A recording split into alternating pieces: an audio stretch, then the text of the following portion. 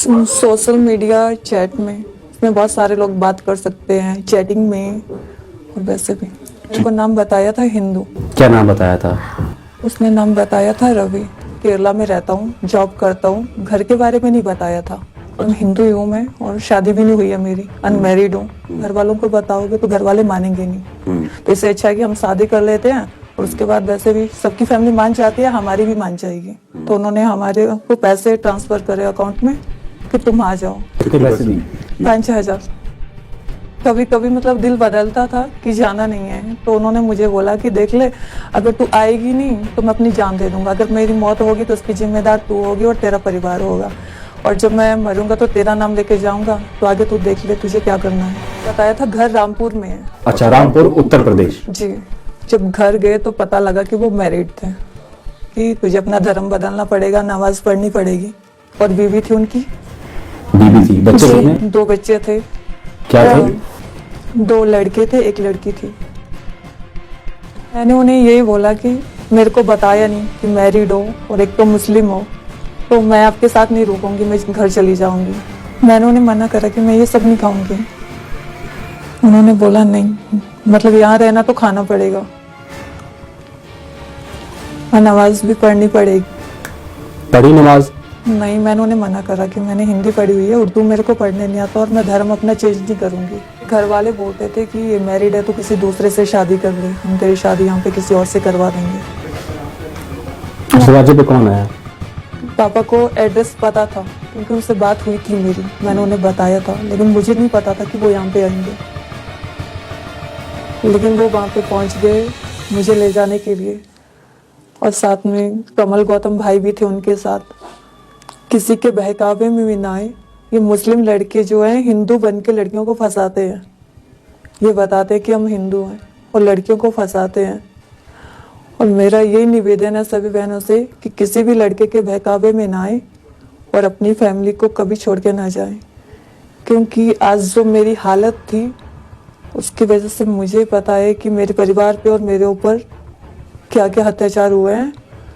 और मैं यही चाहती हूँ कि हमारी मतलब छोटी बड़ी जो भी बहनें हैं किसी में के बहकावे में ना आए, और ये लव जिहाद जो है ये बिल्कुल सही है, इसमें ना कोई भी मेरी छोटी बड़ी बहन ना फंसे।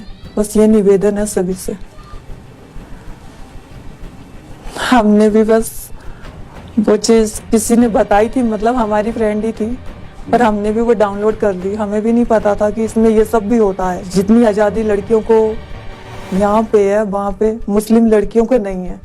पूरा दिन घर में रहना और कहीं बाहर निकलना तो मतलब बुर्का पहन के जाना है, अपना चेहरा कवर करके जाना है। तो हमने महसूस की ये चीज़ कि हमारे मतलब यहाँ पे हिंदू लड़कियों को हिमाचल में कितनी मतलब वो है, आज़ादी है, घर से निकल सकती है, जॉब कर सकती हैं, कॉलेज जा सकती हैं, मतलब जो भी दिल करे कर सकती हैं। लेकिन वहाँ पे लड़कियाँ कुछ भी नहीं ऐसा कर सकती। बस घर में रहो, घर का काम करो, बाहर निकलना है तो बुर्के में, कि कोई और ना देखे लड़की को। तो सभी बहनों से मेरा यही निवेदन है कि मतलब ये मुस्लिम लड़कों के बहकावे में ना आए और इस चीज़ों में ना फंसे। और सभी लड़कियों से यही निवेदन है कि मतलब कोई भी इस दलदल में फंस गई है तो हिंदू जागरण मंच की सहायता लें, और जैसे भाई मुझे मिले हैं कमल गौतम भाई, वैसे भाई सबको मिले। सोशल मीडिया पर जिस हिंदू नाम वाले लड़के से इस लड़की को प्यार हुआ था वो बाद में 3 बच्चों का बाप निकला, और वो हिंदू भी नहीं था। देवभूमि की बेटियां पिछले कई सालों से लव जिहाद का शिकार हो रही हैं। अब सवाल उठता है कि 3 बच्चों के शादीशुदा बाप को आखिर ऐसी कौन सी आफातान पड़ी थी कि उसने 20 साल की हिंदू लड़की को झूठ बोल फंसा लिया। हिमाचल की लड़कियों को ऑनलाइन चैटिंग ऐप पर फंसाने वाली लव जिहाद इंडस्ट्री तेजी से पैर पसार रही है। इसका एक ही मकसद है, सत्य सनातन धर्म की अस्मिता से खिलवाड़ करो, अपनी संख्या बढ़ाओ, और जब संख्या ठीक ठाक हो जाए कश्मीर, केरल और बंगाल जैसे हालात पैदा कर दो। अधिकतर मामलों में विधर्मी अपनी असली पहचान छिपा सोशल मीडिया पर हिंदू नाम से आईडी बनाते हैं, फिर हिंदू लड़कियों को फ्रेंड रिक्वेस्ट भेजी जाती है। हिमाचल में बैठी लड़की को भनक भी नहीं लगती कि दूसरी ओर बैठा जिहादी पहले से 1 या 2 शादियां कर चुका है। हिंदू लड़कियां फंसाने का ये आइडिया फिल्मी हो सकता है, परंतु यह विशुद्ध रूप से व्यापार भी है। अगर किसी को पता हो कि शादी के बाद हिंदू बीवी की प्रेगनेंसी रिपोर्ट दिखाने पर 8 से 12 लाख रुपए मिलने वाले हैं, गैर मजहबी को अपने धर्म का बनाने से जन्नत मिलने वाली है, तब विधर्मी कोई भी छल कपट का सहारा ले हिंदुओं पर आक्रमण क्यों न करेंगे। इस लड़की के साथ भी ऐसा हुआ। इसे भगाने वाला तो हिमाचल भी नहीं आया। जिहादियों को बड़े स्तर पर मोटी फंडिंग हो रही है। जिहादी हिमाचल की लड़कियों को ट्रेन और प्लेन की टिकट्स तक भेज रहे हैं। ऐसे ही मामले में फंसी इस हिंदू लड़की को हिंदू जागरण मंच ने पिछले दिनों यूपी के रामपुर से बचाया था। वहाँ योगी राज है, विधर्मी उससे निकाह नहीं रचा पाया। हिमाचल का दुर्भाग्य है कि हमारे पास योगी या योगी जैसी सोच वाला एक भी विधायक या मंत्री नहीं है। संघ और विद्यार्थी परिषद का नाम तो कई नेता लेते हैं, लेकिन संघ जैसा कार्य एक भी नेता नहीं कर पाया है। इस अंधियारे में हिंदू जागरण मंच ही एकमात्र प्रकाश पुंज है जो हिमाचल के सनातन समाज की रक्षा में दिन रात एक कर रहा है। मंच के महामंत्री कमल गौतम जो कार्य कर रहे हैं वो हमें बाबर, अकबर और औरंगजेब के दौर की याद दिलाता है। तब हिंदू लड़कियों की मंडी लगा करती थी। हिंदू वीर उन्हें आक्रांताओं के चंगुल से छुड़ाने के लिए जान की बाजी लगा देते थे। आज कमल गौतम और उनकी टीम के योद्धा हिमाचल की बेटियों को कश्मीर, मुंबई, यूपी और अन्य राज्यों से छुड़ा कर ला रहे हैं। हिंदू जागरण मंच जो कार्य कर रहा है उसे हिमाचल की जयराम सरकार को करना चाहिए। आखिरकार हिमाचल देवभूमि है, सनातन का भगवा यहाँ सतयुग से लहरा रहा है। अभी तक देवभूमि जिहाद के खिलाफ कोई सख्त कानून नहीं बना पाई है। कानून बने भी कैसे? सनातन की सोच रखने वाला एक भी विधायक हमने विधानसभा में नहीं पहुंचाया है। जब तक कोई हिंदू नेता हिमाचल विधानसभा में नहीं पहुंच जाता तब तक सनातनी अपनी बेटियों को बचाने के लिए कोई कानून भी नहीं बनवा पाएंगे। अब उस और तो देखिए, उन्होंने अपनी ताकत से पूजा स्थल अधिनियम 1991 यानी the places of worship act 1991 बनवा लिया। आप इस कानून को गूगल पर सर्च करें। आज हिंदू जागरण मंच हिमाचल में कई मोर्चों पर लड़ रहा है। देवभूमि में बढ़ती अवैध मचारों के खिलाफ उनका अभियान तेजी पकड़ रहा है। सरकारी संपत्तियों और हाईवे के किनारे हरी चादर ओढ़े कई अवैध ढांचे आपने देखे होंगे। कमल गौतम इसे लैंड जिहाद के तौर पर देखते हैं। मंच जिहादियों के चंगुल से बचाई की बेटियों के पुनर्वास का कार्य भी कर रहा है। उनकी शादी के बाद भी वह बड़े भाई का कर्तव्य निभा रहा है।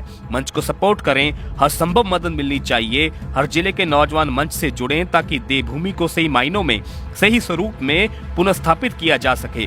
देवभूमि में बहुत कुछ ऐसा हो रहा है जिससे हिमाचल को देवभूमि कहना देवों का अपमान होगा। पहले तो आपका बहुत बहुत स्वागत है।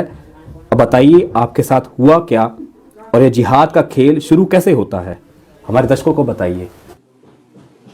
सोशल मीडिया चैट में जी। मीडिया चैट क्या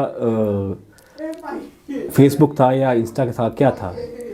नहीं, बस एक ऐप थी, ओला ऐप। उसमें बहुत सारे लोग बात कर सकते हैं चैटिंग में और वैसे भी। बातें शुरू की तो उस तरफ से जो नाम आ रहा था वो क्या आ रहा था? उस तरफ से उसने मेरे को नाम बताया था हिंदू। क्या नाम बताया था? उसने नाम बताया था रवि। स्टार्टिंग में क्या बातें होती थी? ऐसे तो ऐसे होती थी फ्रेंडशिप के बारे में, मतलब ऐसे नॉर्मल बातें। फिर उसके बाद उन्होंने बोला कि हमसे शादी करोगे। मतलब हिंदू ही हूँ मैं और शादी भी नहीं हुई है मेरी, अनमैरिड हूँ। तो फिर मैंने बोला कि सोचेंगे भी, मतलब घर वालों को बताएंगे। तो उन्होंने बोला घर वालों को बताओगे तो घर वाले मानेंगे नहीं, तो इससे अच्छा है कि हम शादी कर लेते हैं और उसके बाद वैसे भी सबकी फैमिली मान जाती है, हमारी भी मान जाएगी, तो आप हमारे पास आ जाओ। बहुत सोचा। इस सोचने के बाद हम भी उनकी बातों में आ गए कि ठीक है हम आपके साथ जाएंगे। तो हमने उन्हें बोला कि मतलब हमारे पास पैसे नहीं है। तो उन्होंने हमारे को पैसे ट्रांसफर करे अकाउंट में कि तुम आ जाओ। कितने पैसे दी? 5,000। 5,000 रुपये जी। कभी कभी मतलब दिल बदलता था कि जाना नहीं है, तो उन्होंने मुझे बोला कि देख ले, अगर तू आएगी नहीं तो मैं अपनी जान दे दूंगा। अगर मेरी मौत होगी तो उसकी जिम्मेदार तू होगी और तेरा परिवार होगा, और जब मैं मरूंगा तो तेरा नाम लेके जाऊंगा, तो आगे तू देख ले तुझे क्या करना है। शहर कौन सा बताया था? घर रामपुर में है। जब घर गए तो पता लगा कि वो मैरिड थे। एक तो पता लगा मैरिड, दूसरा धर्म के बारे में कब आपको जानकारी हुई? जब घर में गए, घर में दाखिल हुए। फिर जी, जब उन्होंने बोला कि तुझे अपना धर्म बदलना पड़ेगा, नमाज पढ़नी पड़ेगी। उन्होंने दबाव डाला कि हाँ तुझे अपना धर्म चेंज करना पड़ेगा, ये खाना पड़ेगा, वो खाना पड़ेगा। क्या बोला, क्या खाना पड़ेगा? मांस वगैरह गाय का। ये पहले दिन ही ये बोल दिया जी। घर पहुंचते ही? तो वहां पर घर में कितनी औरतें थी और कितने मर्द थे? 2 उनकी सिस्टर थी हाँ। और 2 भाई थे उनके, और इनके मम्मी पापा थे, और बीवी थी उनकी, 2 बच्चे थे, 2 क्या लड़के थे, 1 लड़की थी। 3 बच्चे थे। अब मुझे बताओ कि आपका क्या प्रश्न था? मैंने उन्हें यही बोला कि मेरे को बताया नहीं कि मैरिड हो और एक तो मुस्लिम हो, तो मैं आपके साथ नहीं रुकूंगी, मैं घर चली जाऊंगी। उन्होंने मना करा कि नहीं, घर नहीं जाना है। हाँ, निकलने को तो दिल करता था, लेकिन अकेले कैसे आते, तो ये सोच के रह जाते कि घर कैसे जाएंगे, घर वाले नहीं अपनाएंगे तो कहाँ जाएंगे। फिर बस उन्होंने बोला कि नहीं, तेरे को करना पड़ेगा, धर्म चेंज करना पड़ेगा। मैं क्या, नहीं करूँगी। फिर बस ऐसे लड़ाई झगड़े। उनके घर वाले बोलते थे कि ये मैरिड है तो किसी दूसरे से शादी कर ले, हम तेरी शादी यहाँ पे किसी और से करवा देंगे।